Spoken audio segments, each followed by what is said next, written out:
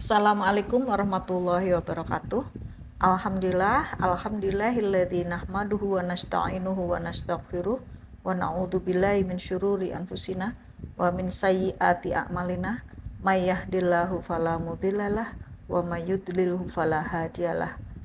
Asyhadu alla ilaha illallah wa asyhadu anna Muhammadan abduhu wa rasuluh la nabiyya ba'dah.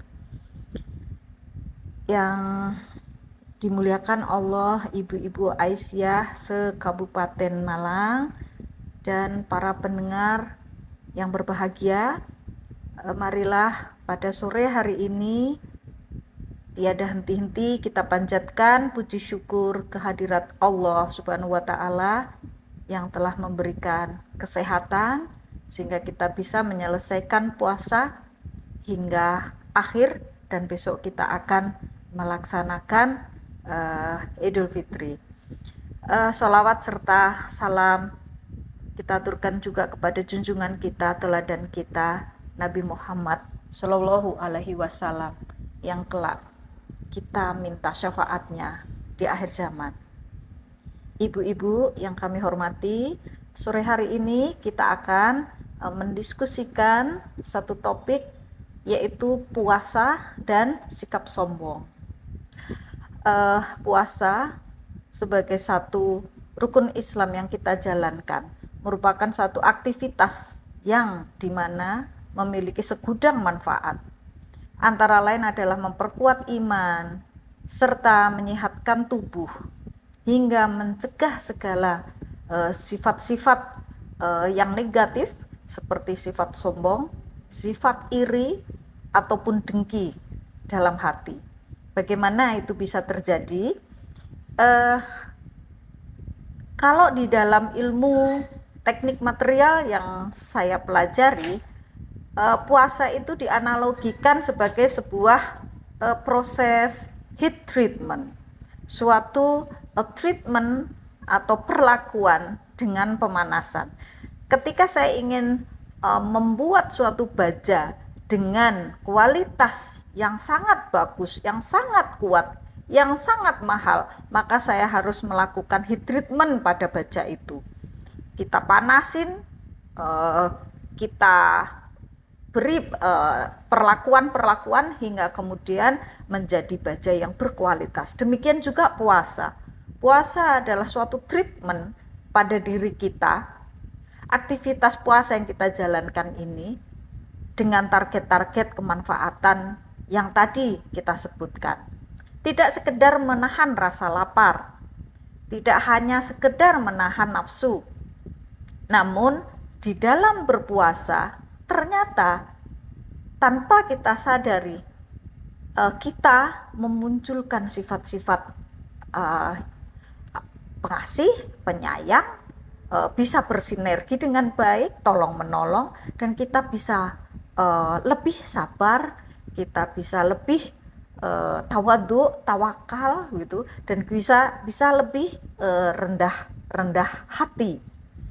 Nah, tentunya kemudian setelah puasa memang diharapkan kita akan kembali fitri, kembali ke fitrah, bahwa manusia itu putih gitu, bersih gitu, fitri, sehingga kita mempunyai sifat-sifat lebih baik, lebih berkualitas setelah adanya treatment puasa selama 1 bulan.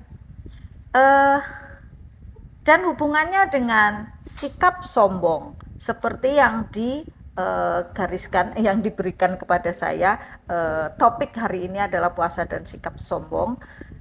Sombong adalah dosa pertama yang dilakukan oleh makhluk Allah, yang dilakukan oleh jin ketika diperintahkan untuk menyembah atau untuk menghormati Adam, dan dia langsung menolak sehingga kemudian dia terusir dari surga. Sebegitu Allah sangat tidak menyukai sikap sombong, sehingga yang semula iblis saat itu adalah makhluk yang sangat taat, yang hampir derajatnya sama dengan malaikat, kemudian terusir dan diklaim, dicap begitu ya, sebagai makhluk yang tidak taat. karena kesombongannya. Kemudian dijelaskan di sini seperti apa perintah-perintah Allah untuk menjauhi sikap ini. Di Quran surat 17 ayat 37. Wala tamsi fil ardi maroha. Wala tamsi, maka janganlah engkau berjalan fil ardi, di bumi ini, maroha, dengan sikap angkuh ataupun sombong. Innaka lan tahriqal ardo, karena sesungguhnya engkau tidak akan dapat menembus bumi. Walan tablughal jibalutula, dan kamu tidak akan pernah bisa menjulang setinggi gunung. Ini ayat yang luar biasa, ayat yang tegas sekali, bahwa kamu jangan sombong gitu. Kamu jangan berjalan di muka bumi ini dengan angkuh, karena sesungguhnya kamu itu tidak akan pernah bisa menembus bumi, dan kamu tidak akan pernah bisa menjulang setinggi gunung. Saya sebagai orang yang eksak ya, gimana, atau saintis atau begini, karena saya mempelajari ilmu-ilmu yang di sains gitu. Ada ayat Allah yang beliau itu langsung menantang manusia. Jika kamu ingin menembus langit, tembuslah gitu. Kamu akan bisa menembusnya karena kekuasaanku, karena kekuatanku. Dari ayat ini Allah memberi sinyal bahwa kita bisa menembus langit, dan betul bahwa kita bisa sampai ke Mars, sampai kemana-mana. Nah, dari ayat yang tadi kita baca sebaliknya, bahwa kita selamanya tidak akan pernah bisa menembus bumi. Lah itu kalau ngebor minyak itu masih di permukaan saja, sehingga kita masih belum bisa memprediksi gempa dan lain-lain, karena memang kita nggak akan pernah bisa mengetahui konstruksi atau struktur dalam bumi. Tidak dapat menembus bumi, itu udah seperti udah digariskan, maka jangan sombong gitu. Ilmumu selangit seperti apapun, kamu tidak akan pernah bisa menembus bumi.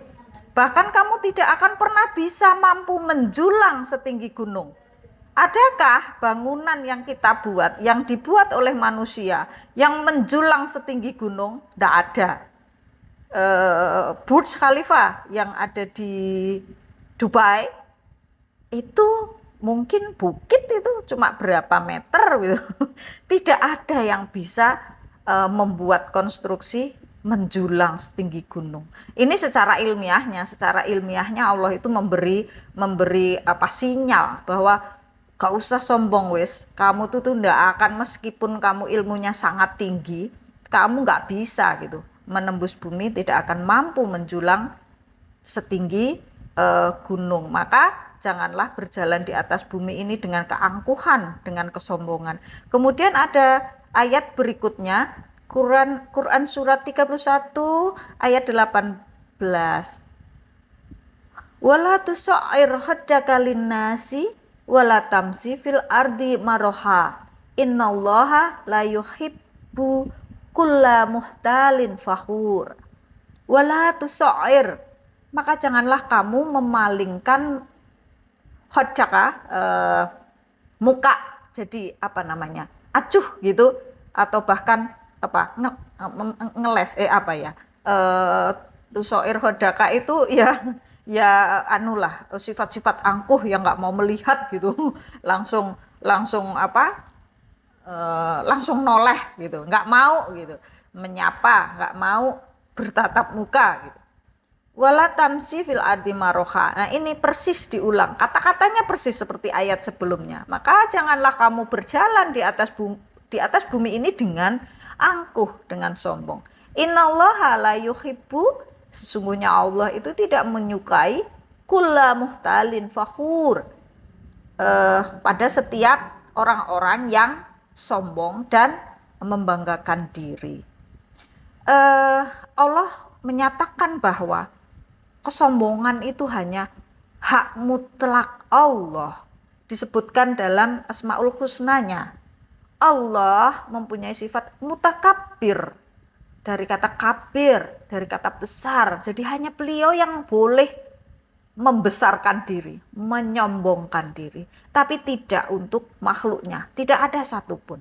Di dalam hadis qudsi pun Allah berfirman, kesombongan itu selendangku, keagungan adalah pakaianku.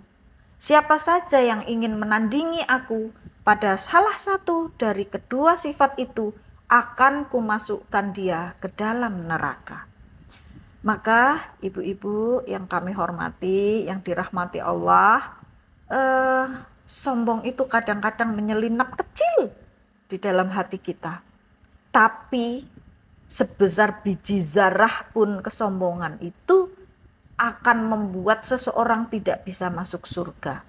Hal ini disampaikan oleh hadis riwayat Muslim dari Abdullah bin Mas'ud radhiyallahu anha.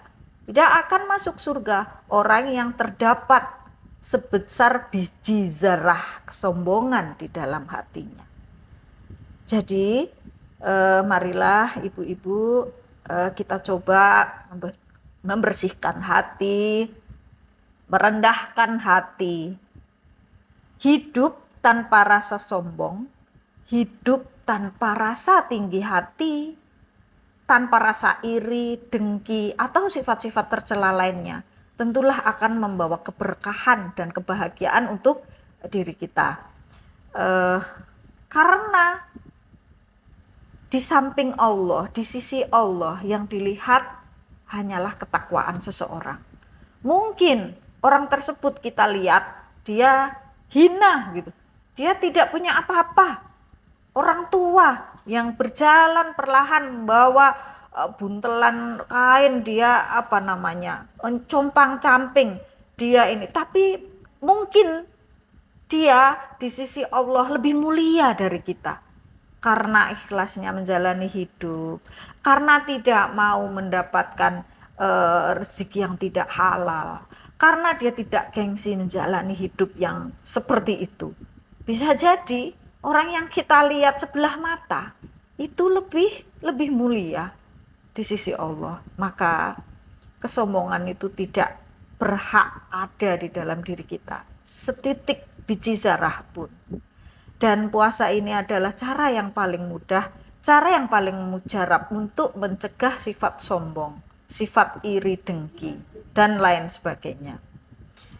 Selain itu, puasa ini juga bisa menjadi cara agar seseorang menjadi pribadi yang lebih sabar, lebih tegar, lebih peduli, lebih berempati kepada yang tidak beruntung. Mungkin itu saja ibu-ibu, 2 ayat yang kita bahas terkait sifat sombong yang sangat dibenci oleh Allah. Sifat ini marilah kita hindari, marilah kita hilangkan dari hati kita bersihkan, dan semoga kita berhasil menjadi pemenang di Idul Fitri ini, kembali fitri, kembali terlahir menjadi pribadi yang lebih berkualitas, menjadi pribadi yang lebih baik dari hari-hari sebelumnya, sehingga puasa ini menjadi satu proses treatment yang berhasil. Dan kita kembali harus mengetahui bahwa yang berhak sombong hanyalah Allah Sang Kholik, Allah Sang Mutakabbir, bukan kita. Tidak ada sedikit pun yang bisa kita sombongkan. Kita makhluk dari tanah, kita memiliki segalanya hanya titipan. Kita memiliki semuanya itu karena kehendak Allah, bukan karena diri kita sendiri. Ibu-ibu, mohon maaf jika ada salah dan khilaf. Semoga diskusi kita terkait 2 ayat tentang puasa dan sifat sombong ini bisa menambah manfaat, maslahat, dan menjadikan kita menjadi pribadi yang lebih baik, yang lebih rendah hati, dan lebih tawadhu. Akhirul kalam, assalamualaikum warahmatullahi wabarakatuh.